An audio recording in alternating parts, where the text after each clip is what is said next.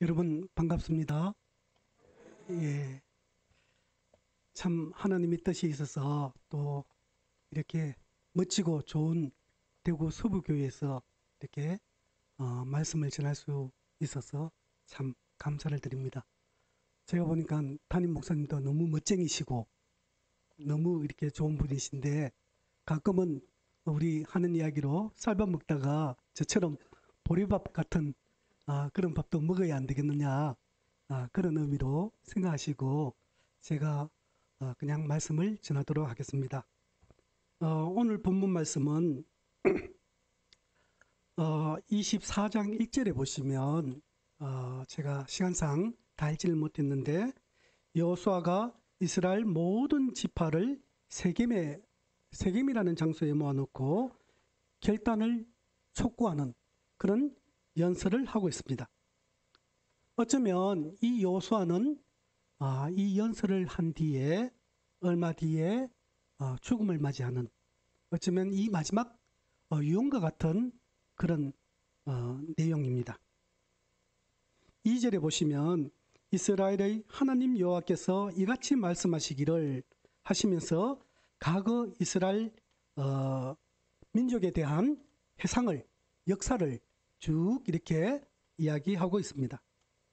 14절에 그러므로 이제는 여호와를 경외하며 온전함과 진실함으로 그를 섬기라. 너희의 조상들이 강 저쪽에 애굽에서 섬기던 신들을 치워버리고 여호와만 섬기라. 15절 말씀을 다시 보겠습니다.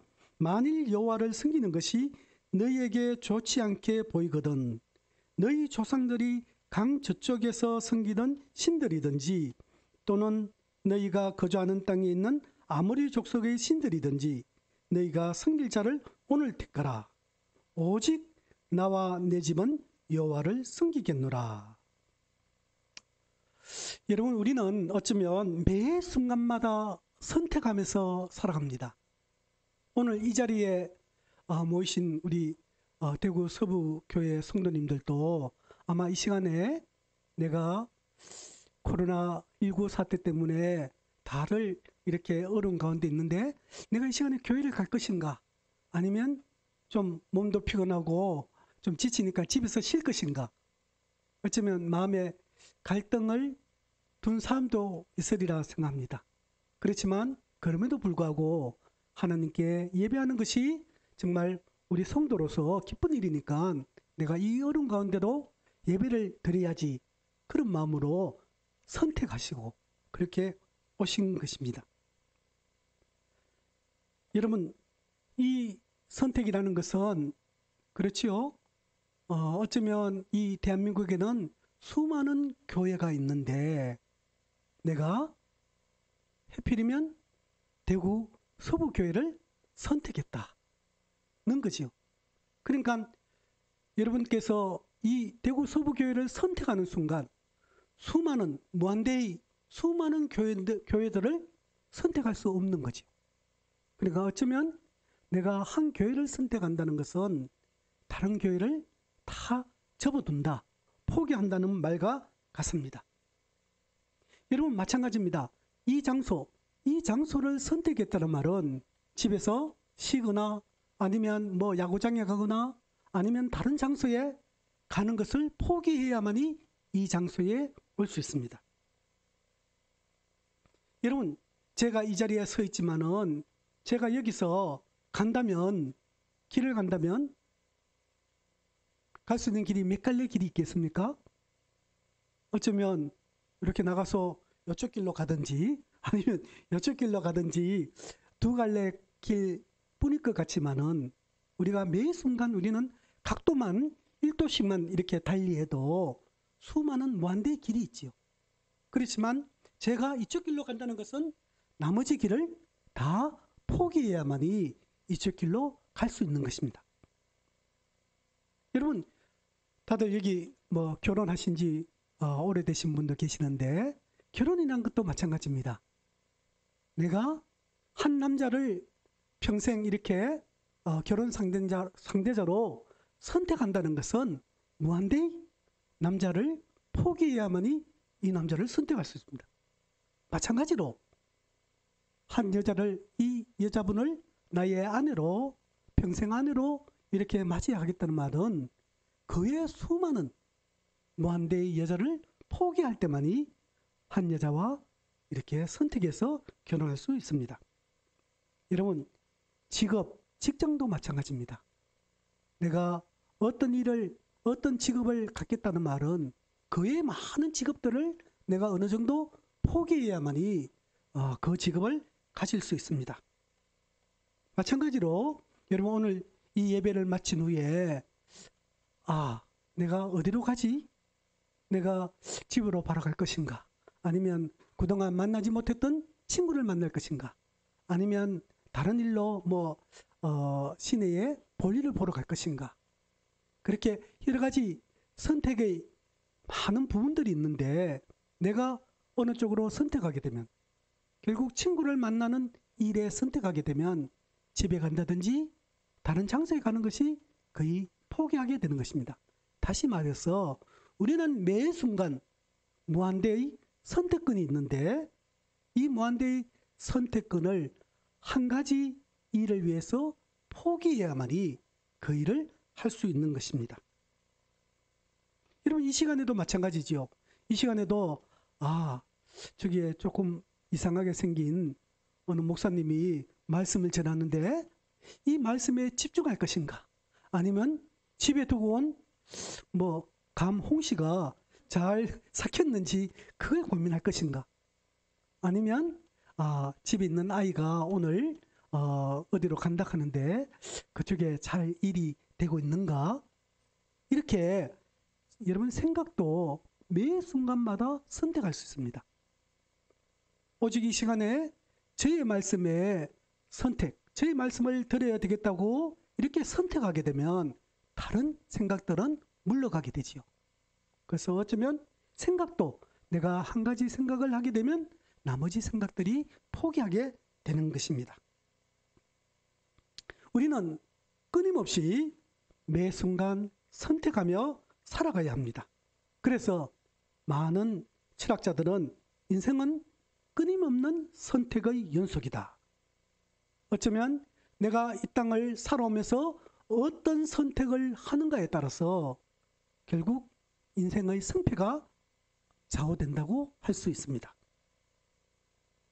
그렇다면 오늘 성경 본문을 통해서 우리가 어떻게 하면 선택을 잘할 수 있을까?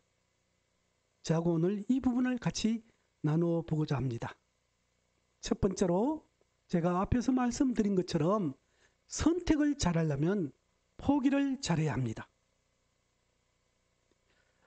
중국 사람들이 원숭이를 잡는 방법이 있다고 합니다. 원숭이는 이 땅콩을 좋아하기 때문에 원숭이가 다니는 숲속에다가 땅콩이 든 이 옹기 항아리를 이렇게 둔다고 합니다.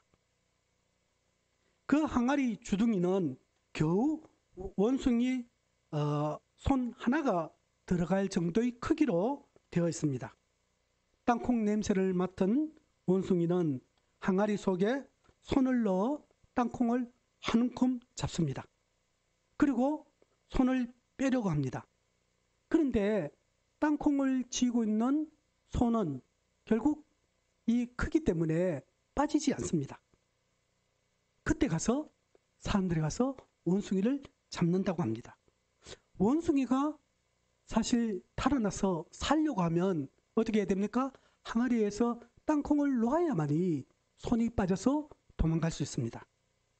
그런데 이 원숭이는 그 잡고 있는 땅콩이 아까워서 참아 버리지 못하고 잡혀서 죽게 되는 것입니다.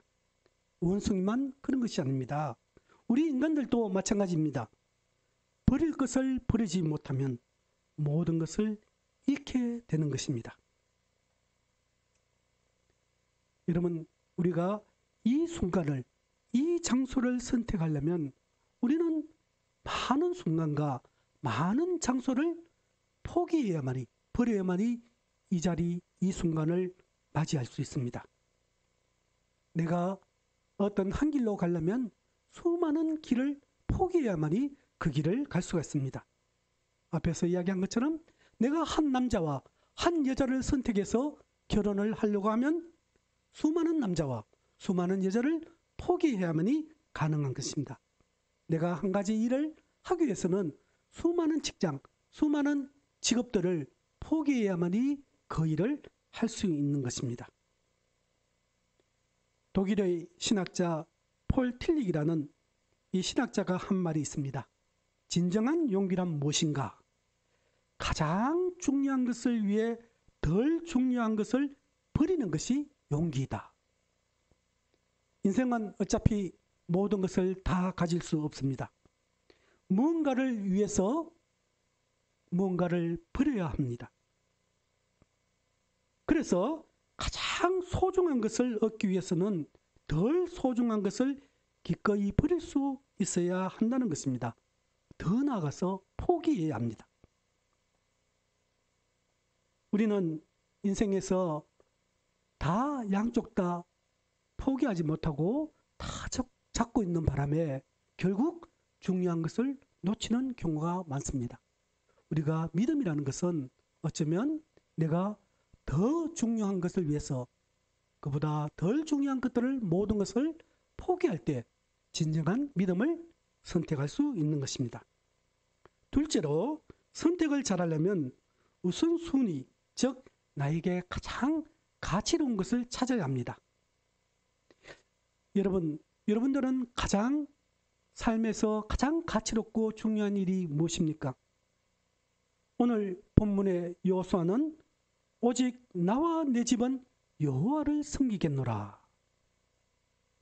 나에게 가장 중요한 것, 가장 가치로운 것, 아니 나를 떠나서 나의 자손 대대로 가장 중요한 것이 오직 여호와 하나님만 섬기겠다. 나에게 가장 가치로운 일이 하나님을 섬기는 일이라는 것입니다. 파스칼이라는 학자가 이야기하기를 무엇인가 믿는 믿음은 도박과 같다고 이야기합니다. 도박사가 손에 쥐고 있는 많은 이 하투장을 정말 전 재산에 걸듯이 신앙인들은 믿음 하나를 위해서 자신의 이 땅의 삶과 저 땅의 삶, 하나님 나라의 삶을 같이 통째로 건다는 것과 같다는 것입니다. 그러니까 여러분들은 어떤 일이 가치로운지, 정말 하나님이 가치로운지, 세상이 가치로운지, 하나님이 가치로운지, 돈이 가치로운지, 하나님이 가치로운지, 심지어 자녀가 더 가치로운지, 성서에 보면 하나님보다 더 가치롭고 더 이렇게 챙기는 것이 말로 또한 우상과 같다고 이야기합니다.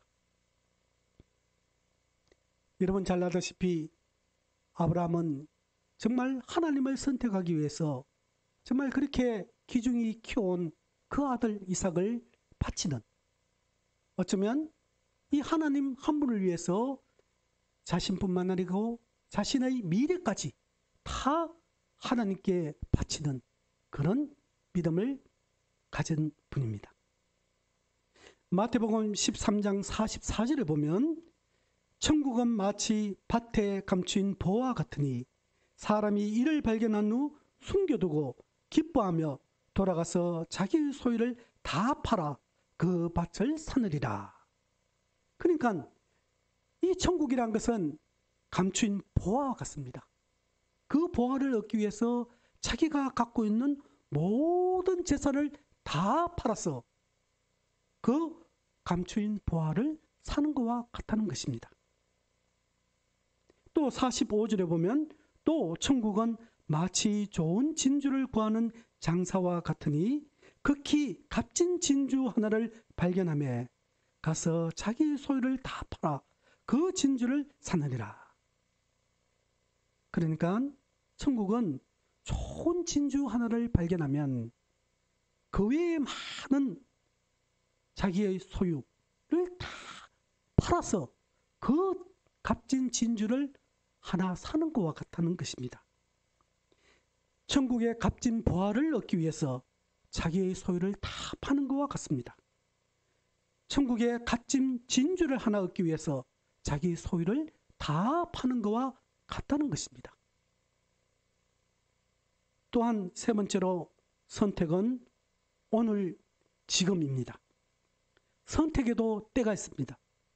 전도서 3장에 보면 범사에는 기한이 있고 천하 만사에는 다 때가 있다.